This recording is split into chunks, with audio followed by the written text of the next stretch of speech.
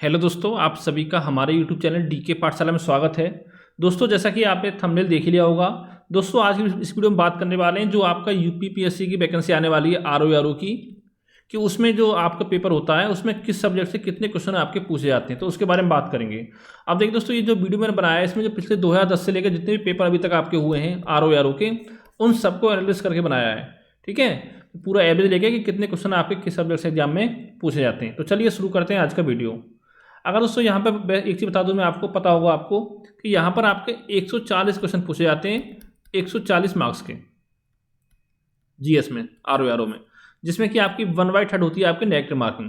और आपने पिछले साल देखा होगा पेपर आपका बहुत ही हाई लेवल पेपर आपका बनता है। अगर मान लो अगर आपने 80 क्वेश्चन सही कर दिए जीएस में, 50 कर दिया आपने हिंदी में, तो आप ये समझ लो प्री आपका 100% चांस है आपका प्री निकलने का। ठीक है, पहले हम बात करेंगे इतिहास की।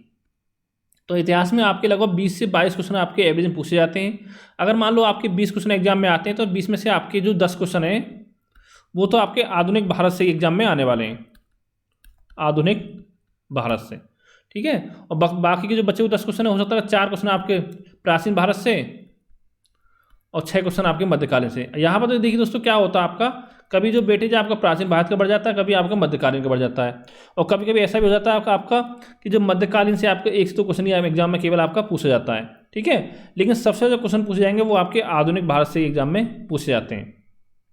फिर है आपका भूगोल। तो यहाँ पर 18-20 क्वेश्चन आपके भूगोल से आते हैं। अगर मान लो आपके 18 क्वेश्चन आए हैं तो उसमें से 10 क्वेश्चन कम से कम 11 क्वेश्चन आपके होंगे भारत के भूगोल से, और जो बाकी के 7-8 क्वेश्चन हैं आपके वो क्वेश्चन होंगे आपके विश्व के भूगोल से। ठीक है, और 8-10 क्वेश्चन आपके आते हैं अर्थव्यवस्था से। फिर है आपका राजव्यवस्था। तो 8-10 क्वेश्चन ही आपके राजव्यवस्था पूछे जाते हैं। क्यों, देखिए आरओ में आपकी राजव्यवस्था जो आपके थोड़े क्वेश्चन कम पूछे जाते हैं। और वैसे पता होगा जो भी अगर आप तैयारी कर रहे हो आरओ की या पीसीएस की, तो सबसे जो आसान सब्जेक्ट लगता है बच्चों को वो राजव्यवस्था ही लगता है, यानी कि इंडियन पॉलिटी। फिर बात करें हम जनगणना एवं जननागरीकरण की, तो यहाँ पर अगर देखा जाए तो लगभग 5 से 6 क्वेश्चन आपकी जनगणना एवं नागरिकरण से पूछे जाते हैं। तो इस टॉपिक को आप बहुत ही इंपॉर्टेंट है, इसको आप छोड़ नहीं सकते हो। ठीक है, फिर है आपका सामान्य विज्ञान। 16 से 18 क्वेश्चन आपके सामान्य विज्ञान से आते हैं, जहाँ पर कि सबसे ज़्यादा क्वेश्चन आपके जीव विज्ञान से पूछे जाते हैं, सबसे ज़्यादा। फिर आपका आता है भौतिक विज्ञान से, और फिर आपका रसायन विज्ञान। सबसे कम आपके क्वेश्चन पूछे जाते हैं रसायन विज्ञान से। ठीक है, और इसका दोस्तों 1-2 क्वेश्चन आपका साइंस टेक से पूछा जाता है, वो आपका करंट अफेयर में शामिल हो जाता है। ठीक है, फिर इसके बाद बात करते हैं हम यूपी स्पेशल, क्योंकि 12 से 14 क्वेश्चन आपके यूपी स्पेशल से पूछे जाते हैं, जिसमें यूपी करंट अफेयर भी आपका शामिल हो जाता है। फिर बात करते हैं रीजनिंग और मैथ की। देखिए यहाँ पे 1 से 2 क्वेश्चन आता है, मैथ से ज़्यादा क्वेश्चन आपके नहीं आते हैं, लेकिन मेनली आपकी रीजनिंग ही एग्जाम में पूछी जाती है, जिसमें कि 14 से 15 क्वेश्चन आपके एग्जाम में पूछे जाते हैं। फिर अगर हम बात करें करंट अफेयर की, तो दोस्तों यहाँ पर करंट अफेयर से 20 से 22 क्वेश्चन आपके कम से कम हर बार एग्जाम में पूछे जाते हैं। तो इतना तो आपके पूछे जाएंगे इस बार भी, उससे कम जो वेटेज आपका वो नहीं रहने वाला है। तो ये बात होगी आपकी करंट अफेयर की। फिर दोस्तों इसके बाद आपका आता है पर्यावरण, जहाँ पर कि 8 से 10 क्वेश्चन आपके पर्यावरण से पूछे जाते हैं, और 4 से 5 क्वेश्चन आपका विविध से भी पूछे जाते हैं। ठीक है, जैसे भारत में सबसे बड़ा सबसे लंबा, इस टाइप के क्वेश्चन बनते हैं आपके, और साथ में आपके नृत्य वगैरह हो गए, तबला वादक वगैरह हो गए।